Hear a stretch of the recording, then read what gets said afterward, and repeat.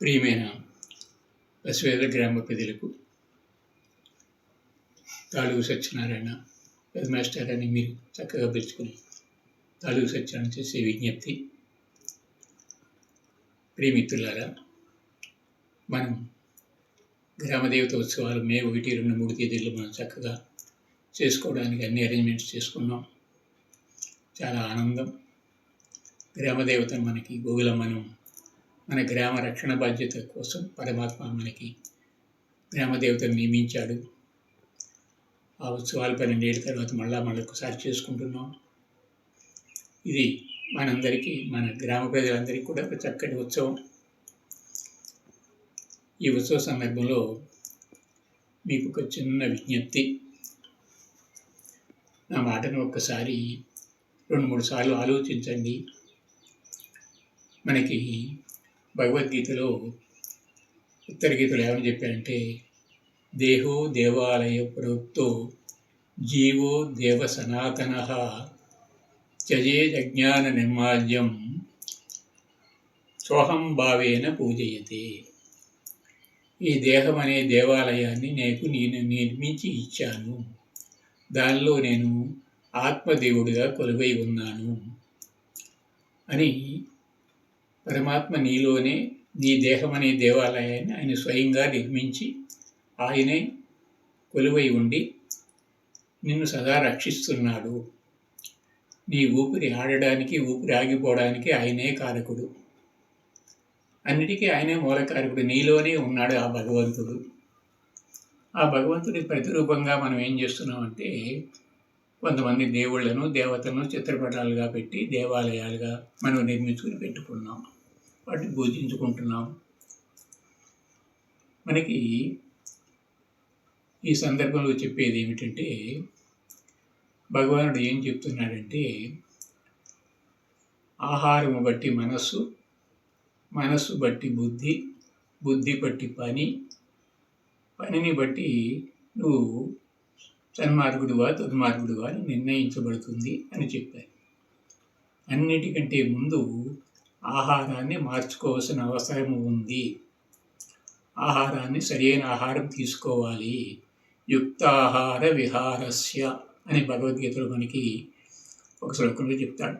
అంటే సరైన ఆహారం తీసుకోండి, సరైన చక్కగా మంచి మిత్రులతో కలిసి ఉండండి, మంచి పనులు చేసుకోండి, చక్కగా మంచిగా ఉండండి, అన్నీ యుక్తంగా ఉండాలి. అంటే చేసే ప్రతి పని చక్కగా ఉండాలి అని భగవంతుడు మనకి ఆదేశించాడు. భగవద్గీతే మన హిందూ పురాణాల్లో అద్భుతమైనది. హిందూ గ్రంథాల్లో సనాతనమైన గ్రంథం. అది భగవానుడు స్వయంగా చెప్పింది కాబట్టి భగవద్గీత అన్నారు. మిగతావన్నీ కూడా ఎవరో రాశారు, కవులు రాశారు. కానీ భగవద్గీత భగవానుడు స్వయంగా చెప్పాడు. అంచేత మన హిందువులందరూ దాన్ని పవిత్ర గ్రంథంగా మార్చుకొని న్యాయస్థానాలు కూడా భగవద్గీత మీదే ప్రమాణం చేయించి మనకి సత్యాన్ని చెప్పమని వాళ్ళకి చెప్తూ ఉంటారు. భగవద్గీతనే ప్రమాణంగా తీసుకుంటుంది న్యాయశాస్త్రం కూడా, భారతీయ స్మృతి కూడా. కాబట్టి గీతలో మనకి ఏమి చెప్పాడు? గీతే మనకి ఆచరణీయ గ్రంథం. అది చదువుకునే గ్రంథం కాదు. మనం ఏం చేస్తే బాగుంటుంది, ఎలా చేస్తే బాగుంటుంది అనే ప్రతి చిన్న విషయాన్ని ఆయన మనకి బోధించాడు. మనం ఆహారం తీసుకునేటప్పుడు మనం 10 మందిలో కూర్చుని ఇద్దరు ముగ్గురు మాట్లాడుకునేటప్పుడు, ఈరోజు మీకు ఏమి కూర అంటే నీచు కూర అని మనమే స్వయంగా చెప్తున్నాం. నీచు కూర అంటే అది కొంచెం అపరిశుభ్రమైనదని చెప్తున్నాం. దానిని ఆహారంగా తీసుకున్నావు. తీసుకున్న తర్వాత 2-3 సార్లు నువ్వు చేతులు కడుక్కుంటున్నావు. గిన్నెలు కూడా 2-3 సార్లు కడిగితే కానీ వాసన పోలేదు. మరి అటువంటి నీచి కూరను పరమాత్మ నీలో నేను ఆత్మరూపంలో కొలువై ఉన్నాను, నీ లోపల ఉన్నాను, నీ లోపల వైశ్వానరుడు అనే రూపంలో ఆహారం నేనే జీర్ణం చేస్తున్నాను అని చెప్తున్నప్పుడు, అటువంటి ఆహారం ఆయన జీర్ణం చేయాలి కదా. నువ్వు తీసుకునే మాంసాహారాన్ని కూడా ఆయనే జీర్ణం చేయాలి కదా. మరి ఆయనకి అటువంటి ఆహారాన్ని, మన మాంసాహారాన్ని భుజించడం మంచిదా, అవునా కాదా అని ఒకసారి మనం ఆలోచిద్దాం. నువ్వేమో నీచుకోరవు అని చెప్తున్నావు, మరి ఆ నీచు కూరని ప్రసాదంగా మార్చి, ప్రసాదంగా ఎప్పుడైనా 2 మాంసం ముక్కలు ప్రసాదంగా ఒక జంతువుని బలి చేసి 2 మాంసం ముక్కల ప్రసాదం దేవుడికి దీన్ని బలి చేశాను, ఇది తీసుకోమని చెప్పి మనం ఎవరికైనా మాంసం ముక్కలు ఇచ్చామా? లేదు కదా. మనం జంతువుల్ని మాట్లాడుకునేటప్పుడే ఇవి సాధు జంతువులు, ఇవి క్రూర జంతువులు అని చెప్తున్నాం కదా. సాధు జంతువులు వేటిని అంటున్నాం? శాకాహారం తీసుకునే వాటిని సాధు జంతువులు అంటున్నాం. క్రూర జంతువులను నేను అంటున్నాం, ఇంకో జంతువుని చంపేదాన్ని క్రూర జంతువులు అంటున్నాం. భగవానుడు ఏం చేయాలంటే కొంతమంది క్రూర జంతువులు ఉండాలి, అవి కూడా ఉండాలి అని చెప్పి క్రూర జంతువులు సృష్టించాడు. ఆయన కూడా భగవంతుడు సృష్టించింది కూడా క్రూర జంతువుల్ని కొన్ని ఉపయోగాలు, ఆయన వాటి వల్ల కొన్ని ఉపయోగాలు ఉన్నాయని చెప్పి సృష్టించాడు. మరి మాంసాహారం తినే వాటిని క్రూర జంతువులు అన్నాం, శాకాహారం తినే వాటిని సాధు జంతువులు అన్నాం. మరి భగవంతుడు ఇంకొక పని చేశాడు. మనం తీసుకునే ఆహారాన్ని బట్టి మన శరీర నిర్మాణం చేశాడు. మీరు క్రూర జంతువులను చూడండి, దాని పళ్ళు వేరుగా ఉంటాయి, దానికి జీర్ణశక్తి వేరుగా ఉంటుంది. ఒక పులి 20 కేజీల మాంసం తిని 2 గంటలు జీర్ణం చేసుకుంటుంది. ఎందుకంటే దానికి భగవంతుడు ఏమైనా జీర్ణ ప్రక్రియ పెట్టాడు. పచ్చి మాంసం రక్తంతో తినేస్తుంది అది, అటువంటి పళ్ళను పెట్టాడు. అలా తినేయడానికి లోపల ఆ సిస్టమ్ అంతా అరేంజ్ పెట్టాడు. మనకి ఎలా కుదరట్లేదు కదా. మీరు శాకాహారం తీసుకుంటే 3 గంటలలో జీర్ణం అయిపోతుంది, మాంసాహారం అయితే 9 గంటలు పడుతుంది. మరి ఆ జీర్ణశక్తి కూడా కావలసిన యాసిడ్స్ అవి కూడా మాంసాహారం తినే జంతువులకి ప్రత్యేకంగా ఉంటాయి, శాకాహారం తినే జంతువులు ప్రత్యేకంగా ఉంటాయి. మన శరీర నిర్మాణం భగవంతుడు మానవ శరీర నిర్మాణం ఎలా చేశాడంటే శాకాహారానికి అనుగుణంగా తయారు చేశాడు. భగవానుడు ఏమని చెప్తాడంటే ఆహారాన్ని కొంతకాలం అయిన తర్వాత ఆహారాన్ని కూడా మార్చాలి. మనం మాంసాహారం నుంచి ముందు శాకాహారంగా మారాలి. శాకాహారం నుంచి ఇంకా కొంతకాలం అయితే కొంచెం వయసు మారిన తర్వాత ఫలాహారం తీసుకుంటే తొందరగా జీర్ణం అవుతుంది. తర్వాత ఇంకా కొంచెం వయసు పడిన తర్వాత రసాహారం తీసుకుంటే తొందరగా జీర్ణం అవుతుంది. ఒకసారి నీ జీర్ణ వ్యవస్థ నాశనం అయిపోతే కొత్త జీర్ణ వ్యవస్థ చేయడానికి ఎక్కడా డాక్టర్లు కొత్త అవయవాలు ఎక్కడా లేవు కదా. అంచేత మనం శరీర నిర్మాణాన్ని బట్టి వయసుని బట్టి కూడా ఆహారాన్ని మార్చుకోవాల్సిన అవసరం ఉంది.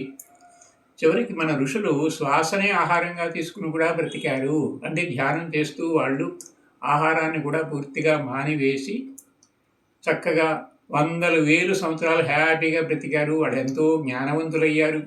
మహారాజులు కూడా వాళ్ళకి ఏమైనా సమస్యలు వస్తే ఆ రాజుల దగ్గరికి వచ్చి సమస్యలు తీర్చుకునేవారు. వాళ్ళకి ముందు ఆహారాన్ని మార్చుకున్నారు. భగవంతుడు కావాలని ధ్యానం చేసేవాళ్ళు ముందు ఆహారాన్ని మార్చుకున్నారు. ఉత్తి ఫలాహారాన్ని తీసుకున్నారు. తర్వాత శ్వాసనే ఆహారంగా మార్చేసుకున్నారు. మనం ఆహారాన్ని మార్చుకోవాలి. వయసుని బట్టి కూడా ఆహారాన్ని మార్చుకోవాలి. మన శరీర అవస్థను బట్టి ఆహారాన్ని మార్చుకోవాలి. అంచేత మనం ఇంకొక పని చేస్తున్నాం. మన గ్రామ దేవతలకి జంతు బలి ఇస్తున్నాం, మిగతా దేవతలకి ఎవరికి ఇవ్వడం లేదు. గ్రామ దేవతలకి జంతు బలి ఎందుకు ఇవ్వాలి, మిగతా దేవతలకి ఎందుకు ఇవ్వకూడదు అని మీరు ఎప్పుడైనా ఆలోచించారా? ఇది ముందు ఈ ఆచారం లేదు. ముందు మిగతా దేవుళ్ళకి పెట్టినట్టే ఫలాహారాలు శాకాహారాలు పెడుతూ ఉండేవారు. కొంతమంది దీన్ని మార్చారు మధ్యలో. అది మనం కంటిన్యూ చేస్తున్నాం. మన ఆచారాలను మనం ఏం చేస్తున్నాం, మన తల్లిదండ్రులు పెట్టిన ఆచారాలు కొన్ని మనకు బాగోలేనప్పుడు మార్చేసుకుంటున్నాం. మరి ఇప్పుడు కూడా మనం జ్ఞానవంతులయ్యాం. పూర్వం కంటే జ్ఞానులు, మన తాత తల్లిదండ్రుల కంటే ఎక్కువ చదువుకున్నాం, మనకి సైన్స్ బాగా తెలుసు. ఇన్ని తెలిసి మనం ఎప్పుడో ఎవరో ఒక ఆచారం పెట్టారు, గ్రామదేవతలకు బలి ఇవ్వాలి. అసలు బలి అనే మాటకి అర్థం తెలుసుకుందాం. బలి అంటే ఏమి ఇవ్వాలి? అక్కర్లేని దాన్ని బలి ఇవ్వాలి. బలి అంటే వదిలిపెట్టడము. ఏమి వదిలిపెట్టాలి? మనలో అరిషడ్వర్గాలని 6 గుణాలు ఉన్నాయి, చెడు గుణాలు. అవి ఏంటంటే తెలుగులో మనం చక్కగా చెప్పుకోవాలంటే కామము, క్రోధము, లోభము, మోహము, మదము, ఆశ్చర్యం. ఈ గుణాలు మనలో ఉండటం వల్ల మనం ఎన్ని జన్మలు ఎత్తినా మానవ జన్మ ఎత్తుతున్నాం. భగవంతుడిగా మారడం లేదు, దేవతలుగా మారడం లేదు. నెమ్మదిగా ఈ 6 దుర్గుణాలు పోగొట్టుకోవాలని భగవద్గీత చెప్తుంది. ఈ 6 దుర్గుణాలు పోగొట్టుకోవాలంటే ముందు ఆహారాన్ని మార్చుకోవాలి అంటున్నాడు. ఆ గుణాలని బలి ఇవ్వండి. ఈ రోజు నుంచి నేను కోపపడను, ఈ రోజు నుంచి నేను అనవసరమైన కోరికలతో భగవంతుని ఇబ్బంది పెట్టను, ఈ రోజు నుంచి ఎవరి మీద అసూయపడను, ఈ రోజు నుంచి ఎవరిని నేను ద్వేషించను అని అరిషడ్వర్గాలను బలి ఇద్దాము. అది భగవంతుడి నిజమైన బలి. బలి అంటే ఇవ్వడము. నీలో ఉన్న చెడుని ఇచ్చేయి భగవంతుడికి. కాశీకి వెళ్ళి ఏదో ఒకటి వదిలిపెట్టమంటే కాకరకాయ వదిలిపెట్టి రావడం కాదు, నీకు ఇష్టమైన దాన్ని బలి చెయ్యాలి. అలా బలి అంటే మన దుర్గుణాలని దేవతకి చెప్తాం, అమ్మ ఈ దుర్గుణాలని ఇక వచ్చే సంవత్సరం నుంచి ఈ దుర్గుణాన్ని నేను వదిలిపెడుతున్నాను అని చెప్పుదాం. సరిగా అర్థం చేసుకుందాం. బలి అంటే సరిగా అర్థం చేసుకుందాం. ఎవరో ఊరు లేదో మూఢాచారం పెట్టారని దాన్ని మార్చడం తప్పేమో అనుకుంటున్నారు. వీటి మనం ఎన్ని ఆచారాలు మార్చుకున్నాం. పూర్వం మన పిల్లలకి చదువు చెప్పించలేదు, మన తల్లిదండ్రులు చదువు అక్కర్లేదు అనుకున్నారు. అప్పుడు ఆ కాలంలో అక్కర్లేకపోయింది. తర్వాత చదువుకోవాలనుకున్నాం, చదువుకున్నారు. ఉద్యోగానికి వెళ్ళాలనుకున్నారు, ఉద్యోగాలు చేస్తున్నారు. ఇతర దేశాలకు కూడా వెళ్ళి ఉద్యోగాలు చేసుకుంటున్నారు. మరి ఇవన్నీ మనం మార్చుకున్నాం కదా. మన మన ఆచారాలు మార్చుకుంటున్నాం, మన వ్యవహారాలు మార్చుకుంటున్నాం. ఎందుకంటే మనకి ఇంకా కొంచెం బాగుంటాయి. అవి ఉంటే పూర్వం విద్యుత్ లేదు, ఇక్కడ ఏసీ పెట్టుకుంటున్నాం, ఇంకా చాలా చాలా సుఖాలు అనుభవిస్తున్నాం. ఎందుకంటే మనకు అనుకూలంగా ఉన్నాయి కాబట్టి. మనకి ఆరోగ్యంగా ఉండేది, మనకి అనుకూలంగా అంటే మన ఇంకా అభివృద్ధి చేసేది, మన ఇంకా సుఖవంతం చేసేది అది మార్చుకోవాలి. అంతేగాని మనం ఇంకా ఆరోగ్యాన్ని పాడు చేసేది, మనకి దుర్గుణాలు నేర్పేవి అటువంటివి కాదు కదా నేర్చుకునేవి. అంచేత ఒకసారి దేవతకి జంతు బలి ఇవ్వడం సరి అయిన పద్ధత అని ఒకసారి ఆలోచిద్దాం. మాంసాహారం సరి అయిన ఆహారమా కాదా అని చెప్పి మరొకసారి ఆలోచిద్దాం. మనం అందరం జ్ఞానవంతులం, విద్యావంతులం. మరి జ్ఞానవంతులు, విద్యావంతులు చేసే ప్రతి పని కూడా చాలా అద్భుతంగా ఉండాలి. దాన్ని చక్కగా మరొకసారి ఆలోచించి ఈ బలుల గురించి ఆలోచిద్దాం. మాంసాహారాన్ని గురించి కూడా ఒకసారి ఆలోచించి అవి మనకి మంచిది కాదు అనుకున్నప్పుడు వాటిని మార్చుకుందాం. దీంట్లో ఏమీ తప్పు కాదు. ఎవరో తిన్నారు, నేను తిన్నాను, మా నాన్నగారు మాంసం తిన్నారు, నేను తింటాను, ఎక్కడ రూల్ ఏమీ లేదు కదా. నాకు ఆరోగ్యం ఏది ఉంటే అదే తీసుకుంటాను. అంచేత నా ప్రియమైన ప్రజలారా, నేను మిమ్మల్ని బలవంతంగా ఏం ఫోర్స్ చేయటం లేదు. ఒకసారి ఆలోచించండి. భగవానుడు ఏం చెప్తున్నాడు, శాస్త్రాలు ఏం చెప్తున్నాయి, మన హిందూ ధర్మం ఏమి చెప్తుంది, బలి అంటే ఏమిటి, ఎలా ఇవ్వాలి అని చక్కగా ఆలోచించి మనం చేసే ప్రతి పని, మనం చేసే ప్రతి ఖర్చు అర్థవంతంగా ఉండాలి, సుఖవంతంగా ఉండాలి, న్యాయబద్ధంగా ఉండాలి, భగవంతుడు మెచ్చుకునేలా ఉండాలి. మరి నేను మరలా మీ ఇంటికి వస్తాను, శాకాహారం గురించి మరలా మీకు వివరిస్తాను. మిమ్మల్ని తరచు కలుసుకోవాలని నాకు చాలా ఆనందంగా ఉంది. మిమ్మల్ని కలుసుకొని మనం అందరం స్నేహితులం. గుర్తుపెట్టుకోండి, నేనేం పెద్దవాడిని ఏం కాదు, వయసులో పెద్దవాడు కాదు, కావాల్సింది జ్ఞానంలో పెద్దవాళ్ళని కావాలి. మనం అందరం కలిసి చక్కగా కూర్చుని ఆలోచించుకుందాం. మన పిల్లలు ఉన్నారు, మనకున్నారు, అందరూ చక్కగా చేసుకుందాం. మంచి అన్నది పెంచుమన్నా అని చెప్పాడు గురిజాడ అప్పారావు గారు. దేశమంటే మట్టి కాదోయ్, దేశమంటే మనుషులోయ్, పూని ఏదైనా మేలు తలపెట్టబోయ్. ఎవరు తలపెడతారు ఈ ఉద్యమాన్ని, ఎవరు ప్రారంభిస్తారంటే నువ్వు నేను ప్రారంభించాలి. నువ్వు నేను కలిస్తేనే మనం అవుతాం.